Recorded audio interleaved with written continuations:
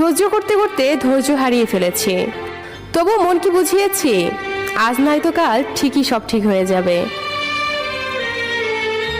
বোকা মানুষ ধোঁকা খায়, সৎ মানুষ কষ্ট পায়, সরল মানুষ আঘাত পায়, আর স্বার্থপর মানুষ আনন্দের দিন কাটায়। এটাই বাস্তবতা। কিছু মানুষ আছে যারা মায়া বাড়িয়ে জীবন থেকেই হারিয়ে যায়। জীবন মানে কিছুটা হাসি, কিছুটা কান্না, বাকিটা অভিনয়। স্বপ্ন পেয়েও যতটুকু পেয়েছি ততটুকুই বা কজন পায়। এই চিন্তাধারা যাদের মধ্যে আছে, কষ্টের পৃথিবীতেও তারাই প্রকৃত সুখী। বিশ্বাসটা রক্ষা করতে শিখুন, কারণ একবার সেটা ভেঙে গেলে আর কখনো জোড়া লাগে না, আর তখন সত্য কথাগুলো মিথ্যা মনে হয়।